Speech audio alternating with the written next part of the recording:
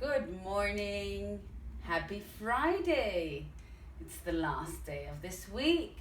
How are you guys doing? Is everything fine at home? I'm sure everything is perfect, right? I'm sure you're taking it easy. I'm sure you're all safe and keeping healthy. Yeah? Good.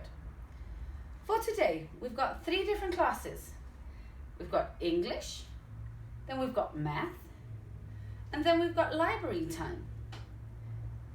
For today in library time, I'm going to read you guys one of my favorite books. So just wait, relax, and you'll see, okay? In English and in math, every Friday, we're going to have a review of the week. What does a review mean?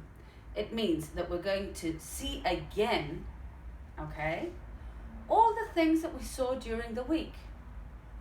We're not going to see something new. It's not going to be an extra thing. It's just going to be a reminder of the things that we've been seeing during the week. Yeah? So, in English, who can remember what we were seeing? We saw 2 important things this week. Quite big, actually. The first one, we saw these friends. This one, and this one. I call them the superheroes in writing and reading. Thanks to these guys, we can write and we can read, giving sense and giving emotions and giving feelings to what we're writing and what we're reading. If these superheroes didn't exist, everything would be super boring and super simple, right? Who can remember the name of this first one? This one here. What's its name? Yes, it's called question mark. Question mark. Well done. Remember, what does Miss Kim say? The answers are always here. And what do we use this superhero for? Exactly. We use him in questions. Right? When we see this superhero, we know it's a question. And what do questions need? Well, of course they need answers, right? If I ask you, how old are you? I want an answer back. I need a response from you, right? If I say, what's for lunch today? I need you to give me back some information. Yeah? Question. Good. Now, the second one. Who can remember the name of my second superhero? This one right here. Well done. He's an exclamation mark.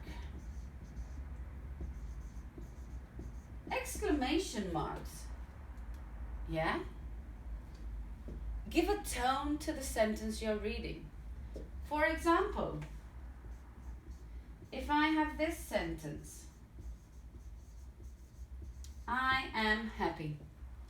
If I have that with a full stop, it's just a plain sentence. I am happy. But if my superhero, my exclamation mark, comes in to work at this sentence, I am happy. Can you see the difference? It has a completely different tone, right? If I say, my mother gave me a present today, I'm so happy. It's thanks to him. Yeah? It's thanks to him that tone goes up in the sentences. Yeah? And the last one. This is one of my favorite ones. This is one that I always tell you to remember. You remembered, you see? He is called the full stop. Well done. Where does this guy go? At the end of every sentence. Okay? He is the one that stops, that finishes, that closes up the sentence. He's the last one in the row. Okay? Good, guys.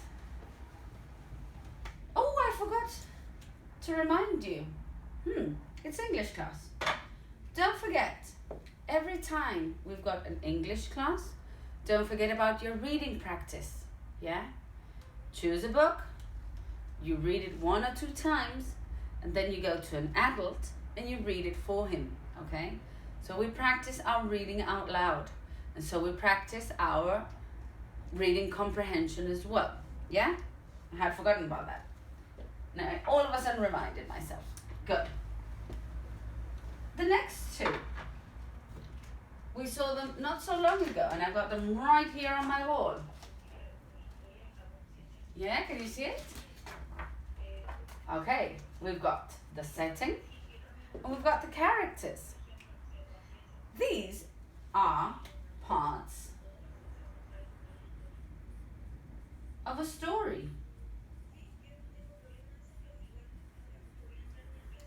These are elements of a story.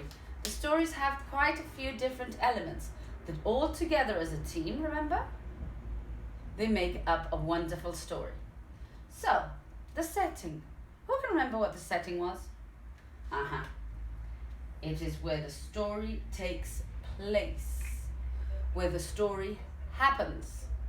Sometimes we can have different settings in one story, not necessarily just one. Yeah? If the stories are longer, you might have 3 or 4 different settings. But, listen properly. When the stories are longer, yeah, and we've got more than 1 setting or 2 settings, we normally just pick the 2 or 3 where the story took place the longest. Yeah? So for example, in The Little Mermaid, you remember The Little Mermaid? Half girl and half fish. She had 2 different settings in her story. Yeah? She had quite a few as well. But the 2 most important ones were under the sea, when she was a mermaid, right? Swimming under the sea. And when she was a girl, like this, with legs and everything, it was the land. It was the castle. Yeah? So as you can see, we pick the most important settings of the story. Now, the characters. The characters, as we said before, are the people or the animals or the things that take part in a story. Yeah? That interact between each other in a story. There are some that are more important and others that are less important. Those have names as well that we're going to see further on. Okay? But these guys are the people who do the actions in the story. Yeah? The same as the settings. Some appear more and some appear less. But they're all characters and they're all important for that story. If not, they wouldn't appear. They wouldn't exist in that story if they didn't have something important to say or something important to do. Okay? So, this is what we're going to do today. You're going to work on a worksheet, yeah? Describing some characters. I give you the characters there, yeah? I'm giving you the characters. And there's also a big balloon next to it, a big circle next to it, the character, with different words that will help you to describe the character, yeah? You will have to describe the character in 2 different ways, yeah? Physically, what you can see.